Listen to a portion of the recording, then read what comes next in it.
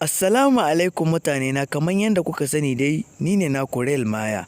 A yayin da nake zagawa a unguwa sai na ci karo da wani haziƙin yaro matashi wanda yake harhaɗa gidaje na kwali da kuma motoci. Wannan ba zai zamo abin mamaki ba a wannan ƙasa tamu ta Najeriya. Masu baiwa dai da fasaha kalar irin wannan bala adadin cikin wannan ƙasa sukan dusashe ne sakamakon nuna musu halin ko in kula ko kuma rashin tallafawa da gwamnati da kuma masu hannu da shuni. Idan aka yi magana akan masu lalura ta musamman, ba wai waɗanda suke wasan barkwanci a TikTok kaɗai ne masu lalura ta musamman ba.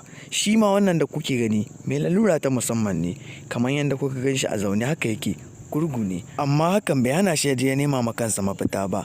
Ya ɗauki ƙera waɗannan gidaje na kwali a matsayin sana'a wadda yake dogaro da kai. Wow, kai Allah abin godiya.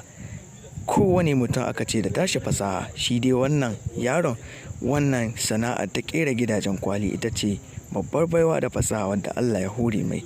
Kai wayannan gidaje gwanin ban sha'awa. Wanda bai zauna ajin karatu ba kenan yake ƙera wayannan gidaje, to ina ta da ya shiga makaranta ya samu horo daga ƙwararrun malamai. Amma sai dai kash, ita dai wannan ƙasa tamu ba haka ake yi ba. Idan ka ji ana kalar wannan magana sai dan bai kasance dan wane bane ko jikan wane. Ni a gani na ɗa duk na kowa ne, kuma ko taimaki wani Allah zai taimake shi. Idan da taimako da mun samu ƙwararrun injiniyoyi. Ga dai ta gaskiya kana kokari ba, abu ya yi kyau. Bari mu zauna. Bismillah. Zai iya sanin sunanka? Sha'ibu. Ok, Malam Sha'ibu.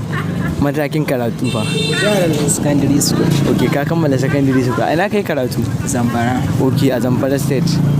Ok, waɗannan abin da suke yi waɗannan gidaje da kuma motoci, ka koya ne daga wani kukuya? Rana guda na kama. Ok, rana guda ka fara. Gaskiya abu. Yanzu kuma wannan da kake sayi ake koya? Sayan su aka. Ok, kamar nawa yanzu ake sai da wannan? Wanda ana sai kamar 500. Ok, 500. Ita ce sana'a kake nan dai wannan. Kada dai na cika ku da surutu, ni dai na yanawa, saura ku taya ni yaɗawa. Kamar da yadda kuka gani wannan shine asalin irin wanda ake ce ma masu lalura ta musamman. Su ne suke buƙatan taimako domin samun rayuwa mai nagarta. Ga masu buƙatan ba da shawarwari ko kuma gudunmuwa ko kuma wani tallafi, wannan dai yaro yana nan a cikin jihar Kebbi, a cikin garin Jega, a unguwar Ni'ima area. Allah dai Ubangiji ya sa mu dace, amin.